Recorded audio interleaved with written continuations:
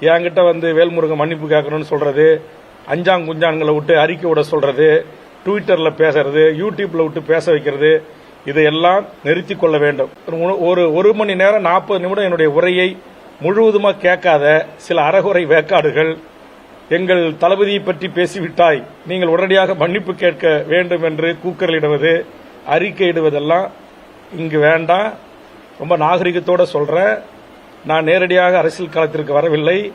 என்னுடைய வாழ்வு என்பதே ஒன்றிய அரசை, ஆதிக்க அரச பயங்கரவாதத்தை எதிர்த்து தனிநாடு கோரிய போராளி இயக்கங்களோடு என்னுடைய இளமைக்கால வாழ்வு தொடங்கியது.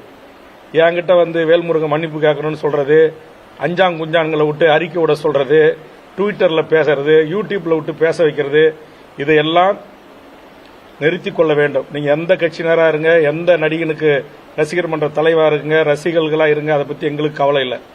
இந்த மண்ணையும் இந்த மக்களையும் 40 ஆண்டு காலம் நேசித்து இந்த மண்ணுக்காக எண்ணற்ற வழக்குகளையும் துன்பங்களையும் துயரங்களையும் தமிழுக்கும் தமிழர் நிலத்திற்கும் என் மொழிக்குமாக சந்தித்த வேல்முருகன் ஆகிய நான், நீங்கள் அரசியலுக்கு வருகின்றேன் என்று சொல்லுகின்ற அல்ல வந்தவர்கள் யாராக இருந்தாலும் அந்த தவறை சுட்டி காட்டுவதற்கு எனக்கு உரிமை இருக்கிறது. அதை நான் சுட்டி காட்டியிருக்கிறேன். அதுல நான் பேசாத செய்தியை, விஜய் எங்கேயாவது இளம்பெண்களை கட்டிப்பிடிச்சு முத்தமிட்டாருன்னு நான் சொல்லியிருக்கேனா?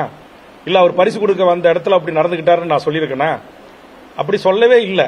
சொல்லாத ஒன்றை சொல்லியதாக நீங்க எடுத்துக்கொள்கிறீங்க.